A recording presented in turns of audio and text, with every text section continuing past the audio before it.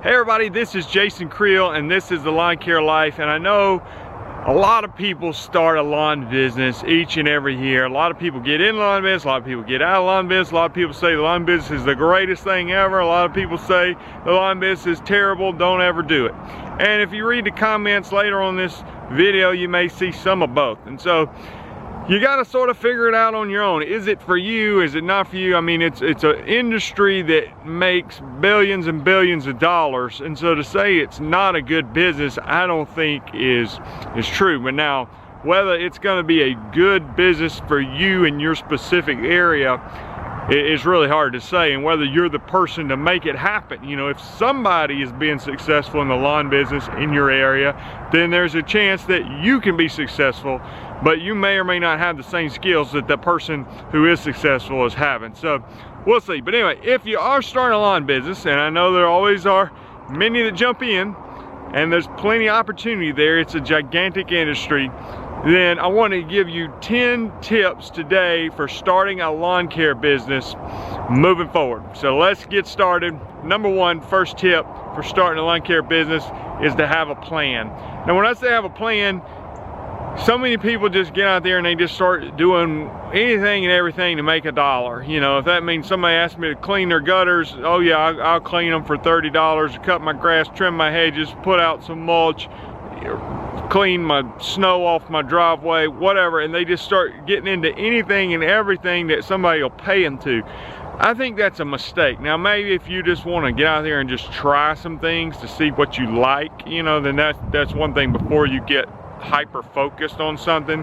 But just to randomly go out there, and the reason is you can't have the proper equipment and manpower and setup to be very efficient at everything unless you're just some huge company. So you start off, you're just not very efficient and probably not very good at doing everything unless you're just some crazy skilled person. Well, I think it makes a lot more sense to sit down beforehand and to think, what is my plan? What am I going to do to make money in my area, and make sure there's a demand for it. I mean, unless you're trying to create a brand new market that hasn't existed before. You're Apple computers and you're creating the iPod instead of to replace CDs or something like that. Well, if that's you, then man, you're either gonna live large or fail completely. Most likely fail completely. But just look at it and see, you know, if you want to get into doing irrigation work, well, does anybody have an irrigation system in your area? And if you want to mow grass, obviously, you know, people do that almost everywhere, so there's probably a market for that. But what kind of a market? What percentage of people are doing that? So come up with your plan of what is my business going to look like both a year from now, 5 years from now, and 10 years from now. That's what I would say. If you do that, then, and you may want to go even shorter term than that, a year from now, 2 years from now, 3 years from now, and then go 5 and 10, and know what your strategy is to make money. Number two is to get your branding. I'm continue to be amazed at this, of why people don't just go ahead and spend just a little bit of extra money to make their business look more professional. I mean, it just gives such a peace of mind to the customer and gives you an advantage when you go to talk to a customer. If you have a nice logo on your truck, on your business cards, you have a website, you have things like this, it just brands your company and look fairly professional. I'm not saying you got to go spend $2,000–3,000 on a logo, but if you just get something that's better than clip art. I mean, the good thing is, in a lot of business, there's a lot of really bad logos and branding and all that. It just, people put little to no effort in it. And so if you do something, you're gonna be above a lot of your competition. So I would just say it is important. I mean, you're trying to command a high price to people and to be able to give them confidence that you're a good service. And if you just look like you just started yesterday by the way that you just threw something together on a business card and say, here, hire me, I'm cheap, you know, it's just not good, and it's gonna honestly be a hindrance of you landing some good customers. All right, the third thing you're gonna need to do is land your equipment. Once you decide what you're doing, let's just use mowing for example. You're gonna start mowing lawns, and so now I need to buy a lawnmower. So again, based on your strategy here and your plan, you decide, am I mowing big yards, small yards, you know, what's it going to look like? Is it just going to be me starting off, or I'm going to get some help, or how many customers do I think I can get? And based on what type of yards you're getting, are they on slopes or am I in a relatively flat area, then you may look into what type of mower to get. Another thing that's going to be important on that is, you know, do I have a dealer that is close by, and does that dealer have a good reputation? So you may be in love with a particular brand or think that it's the greatest brand, but the nearest dealer is 50 miles away. Well, that may be a problem if you needed something from that particular dealer, and you had to drive an hour to get there, an hour to get back, or that dealer just didn't have a good reputation. So make sure you got dealer support, and then pick out the mower for your situation. So if you're doing a lot of small properties, then you may go with a walk behind or a small stand-on mower. If you're doing larger properties, then going with a larger mower, like a 60-inch deck, or maybe at least a 52. I always like kind of 48, 52 range as far as just being real versatile. You could do some bigger properties, it wouldn't take you forever, but it was also small enough that you could handle a lot of residential properties. Now, you can't get through every little backyard gate. And my advice to people is don't go buy a special mower just for every special situation. So if you got 2 customers that have a small gate, you don't necessarily have to go buy a $5,000-$6,000 36-inch walk-behind mower for those 2 customers. You can just get a push mower or whatever, and then when you get more, you can upgrade and get something else. So if you got 1 customer that wants their yard bagged, you don't have to go buy a bagging mower that costs $10,000 to do that 1 customer. It'd be better not to take that customer on than just go broke to get the right equipment. Again, have a strategy. Does this customer fit in what I'm trying to accomplish with my business? The number 4 thing you're going to need to do is your marketing plan. So when you start off, you just don't have any customers, and so you got to come up with something to get going, and it may be different than what you're going to do later down the road to continue to grow. So for instance, when I started, I literally would knock on doors. I don't do that anymore, but it was something I needed to do to get some customers going from the very beginning. I was putting out postcards and door hangers, things like that on doors. Again, I don't do that very often now. But honestly, I think the way the market has shifted, I mean, direct mail, things like that do work. The return is low, it can be expensive. Online is where it's at, in my opinion, for nowadays. But again, before you go start dumping a bunch of money in Google ads or Facebook ads, which can be very effective, you need to really understand how those work. I'll just be honest, I'm not great at that. I understand a little bit about it, but on a Facebook ad, for instance, you can be very targeted on what you're trying to accomplish and put a certain geography, age range, income range. There's a lot of things that you can nail down and get specific about to be able to target what in your mind is an ideal customer. And again, but I think it's better to have someone who understands those things on a deeper level to help you set up that ad, because what you're going to see if you set up an incorrect ad, it's going to start running, it's going to start charging you a bunch of money, and you're not necessarily going to have a lot of conversions. You need to have a website. In my opinion, if you're going to be in the lawn business for a long time, I would definitely recommend getting a website, because people just find you online nowadays. And if you can, again, get somebody to help you or pay someone for SEO to be able to rank in the search engines, that may take a while, but the long-term payoff of ranking well on the internet is great. And honestly, that's the best thing that has happened as far as marketing for my particular business. The 5th tip I want to talk about is building relationships, and this kind of ties in with marketing, but other than being on the internet, the other thing that's helped me tremendously is building relationships with people who constantly send me referrals. And when I say constantly, I mean they do. That is a never-ending source of new customers for me.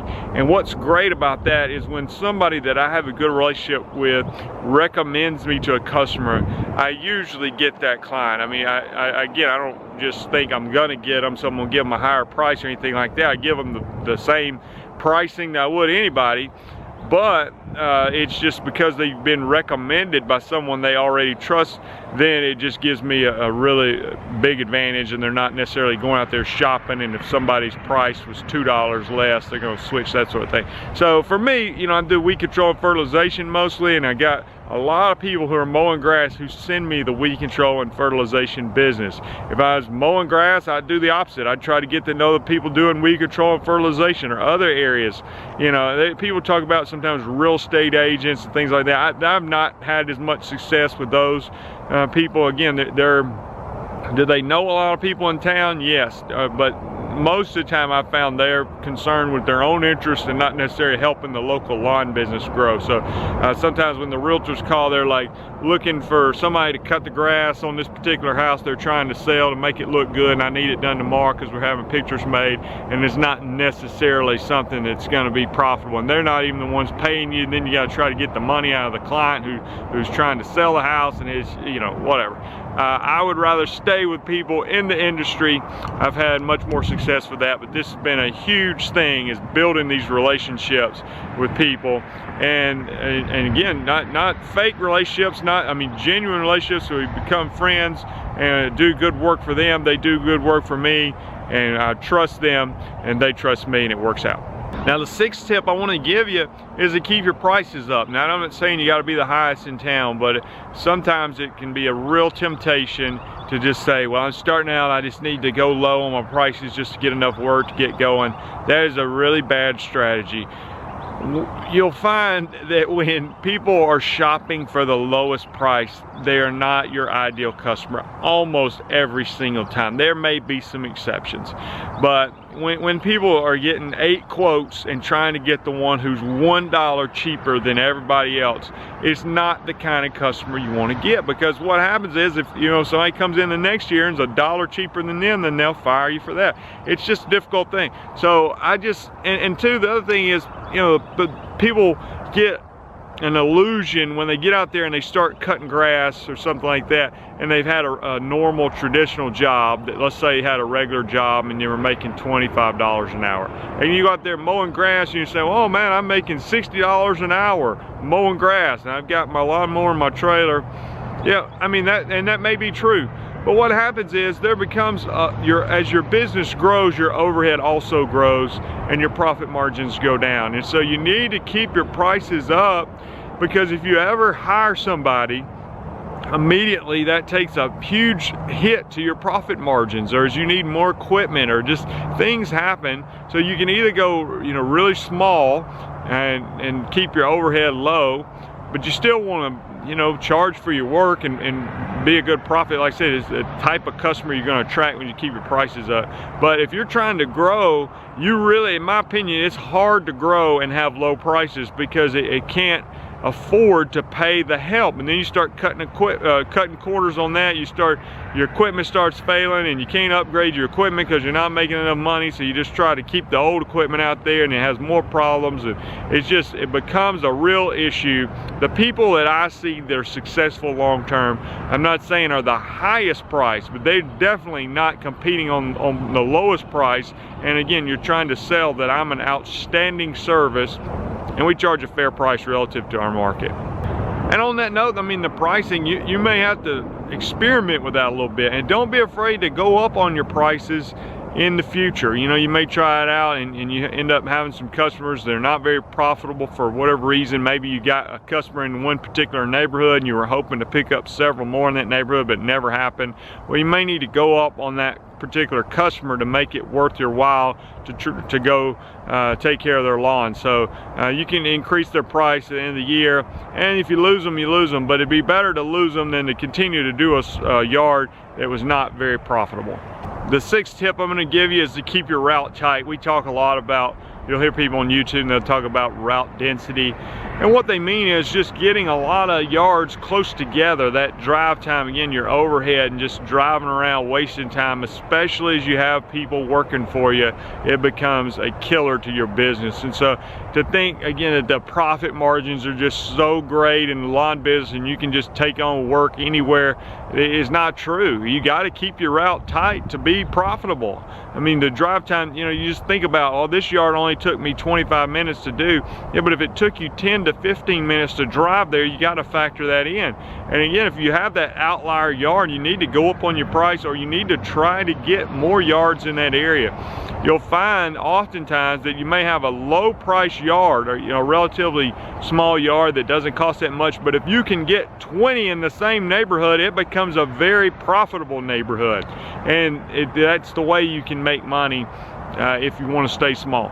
Now consider this, the more profitable the work you do, or the higher budget work you're doing, then obviously you can drive further to do it. So let's say you're installing, doing landscape installation, and your average ticket price is $7,000, and you come in there and you redo all their landscaping, and and I don't know what that costs, or you're doing irrigation or something like that, and people are paying you $5,000 to $10,000 to put irrigation in, or whatever, $3,000 to $10,000, I guess, depending on the size of the yard.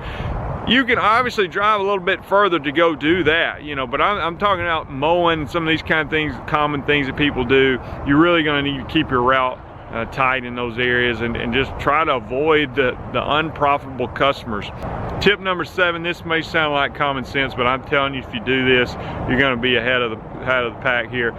Do good work. Now that is the most stupid tip I've ever heard, but I've heard people in the lawn business, it blows my mind. I tell people all the time, if you'll just show up on time and do a decent job, you're probably ahead of 50% of the people. I mean, literally, just show up and do a decent job.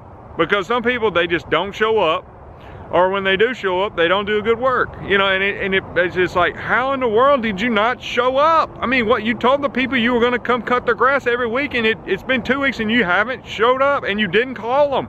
It doesn't, I mean, what are you doing? And so it's not that complicated. When you say, I'm gonna cut your grass every Thursday, then show up every Thursday.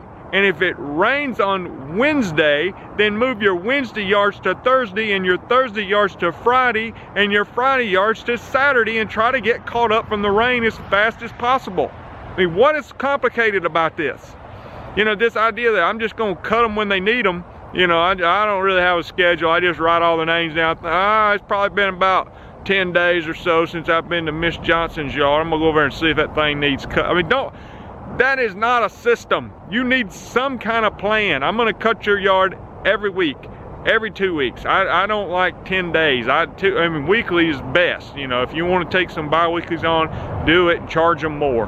But every 10 days, I'm gonna do it on a Monday, then a Thursday, then a Tuesday, then a Friday. I mean, it just gets, I can't handle all that. Too much drama. The 9th tip, this is actually one I learned from Brian Fullerton, Brian's Lawn Maintenance, and when he said it, I thought, well, that's common sense, but it's really, I've thought about it a lot, and it's to be focused. And let me explain what I mean by that, or what he meant by that when he was explaining it. He was talking about the idea of, if you are focused for 2 hours, you can actually get more done than you can in 5 hours of being unfocused, and I've learned that. So what I'm realized for me, how this works out in a lot of this, sometimes when I get out there and I got a lot of energy and I'm gonna get a bunch of yards done today, I can get out there before lunch and get really focused and work fast and get them done, and things are going great. Now let's say for lunch I want to go to some all-you-can-eat buffet and eat about 10 pounds of food and half a plate of banana pudding. Well, then all of a sudden I'm not nearly as productive after lunch, so I don't recommend that. I've observed somebody else who's working a 4-day work week, and I feel like their crew focused in 4 days does more than a lot of people not focused in 5 days. And so whatever that looks like, and it may be on your marketing, you may say, you know what, I don't have that much time for marketing, I don't have a big budget for marketing, but on Mondays from 3 o'clock to 5 o'clock, I'm doing marketing, and I'm gonna focus on 2 hours. I'm gonna be on the internet, I'm gonna be out putting out door hangers, I'm gonna be calling people and networking, and whatever I'm gonna do, I'm gonna focus and do it for 2 hours. Or in the morning, I'm gonna take care of my invoices, and I need to sit down for 20 minutes and be focused in 20 minutes. I gotta turn the TV off, I gotta close the door, I gotta do whatever I do to focus. And I tell you, it makes a huge difference, and I've learned that. I can sit around there half halfway paying attention to what I'm doing and not get anything done, or I can focus and really get a lot done. And so I appreciate Brian with that tip, because it stuck with me. And let me say this while I was just thinking about it. You know, I think it's great that you watch YouTube videos. Thank you for watching my videos. This could be following the focus category. I mean, you can watch YouTube videos forever and you're going to learn some things, but I mean, sometimes watching YouTube videos it might be a hindrance to you. So I mean, if it benefits you and you're learning and you're growing, then do it. But you know, just to I'm gonna watch every video that ever came out from every YouTuber. It is, you know, I don't know, that's a hindrance to my business. I don't necessarily have time to do that. Now, I appreciate what people do, and I think there's a lot of good content, but I'm saying, you know, if it's benefiting you, do it. If it's not benefiting you, then you may need to you know, put that in your hobby category and not necessarily say that that is something that's helping me grow. Now, again, I'm not saying that YouTube doesn't help you grow. I think there's tons of information on there and it does help you grow. But you get the point here. If you're watching YouTube all day and not out there making money, then it's partly hindering you from growing your business. And not to contradict myself, but the 10th tip is to learn and adapt. So watching YouTube and seeing what other people are doing is part of that learning and adapting. So again, I'm not saying don't watch YouTube. I'm just saying, you know, people sometimes seem like they spend too much time on YouTube, not enough time growing their business. So, but you got to learn, observe what people are doing in your market, outside your market, and continue to expose yourself to new strategies. Again, like for me, I was mowing grass for a long time. I switched over and started doing weed control and fertilization. There was a lot to learn, and I adapted my business, but it's helped me. My profit margins are better, and I think my business is in a healthier spot than it's ever been, and I'm excited about that. Continue to learn from whatever it is you're trying to do, whether it's new equipment out there. I think that's one thing that's great about going to the GIE Expo. You get so much exposure. Again, watching YouTube, learning what other people are doing, marketing your business, pricing, and just other aspects. Maybe you can get into doing something else. You want to experiment and say, you know, I got my mowing established. I want to get into the weed control and fertilization or landscaping or whatever you want to do. So anyway, I want to quickly mention the 2020 Lawn Care Life Conference presented by Jobbers coming up January 23rd and 24th. I'm going to show a little promo video at the end, but I love for you if that's something you want to be motivated and get some good marketing tips and things like that. Keith Kauf is going to be talking about marketing. Alan Hain, Lawn Care Nut, talking about marketing. We're going to do a day on weed control and fertilization. We've got equipment coming, Skag, Gravely, Exmark's giving away a 30-inch push mower, their 30-inch commercial mower that's great. So anyway, a lot of exciting things, a lot of exciting speakers, 2-day event, and you can go to lawncarelife.com to learn more about that and register. And I'll show the promo video here at the end. But let me hear your comments from you if you're starting out in the lawn business, or maybe you just started and you want to share some advice for people in the comments. But like I said, it's not for everybody.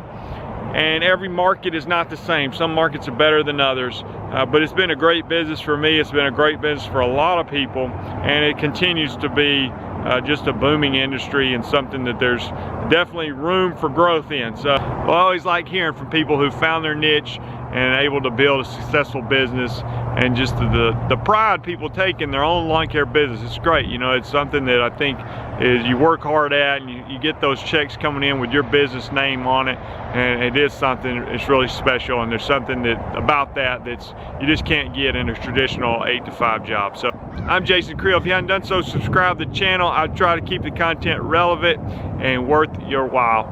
Talk to you later. Bye. Hey, this is Jason Creel. Let me invite you to the 2020 Lawn Care Life Conference presented by Jobber, January 23rd and 24th in Springville, Alabama, just north of Birmingham. Come see some of your favorite YouTubers, including Keith Kalfas, Alan Hain, the Lawn Care Nut, and Brian Shane from Top Notch Lawn Care. Have a chance to win some great prizes, including the grand prize, an Exmark 30-inch commercial push mower, the new X Series. Hope to see many of you January 23rd and 24th. I'm looking forward to it. I'd say there's no better place that you can go to get the tools you need to be successful. Like-minded people, good networking. I could not believe how many people were here and how awesome the conversations we had. I've learned a lot about growing my business more than anything here. I tell you what, this place could not be any better. We got a lot of great information, a lot of great speakers.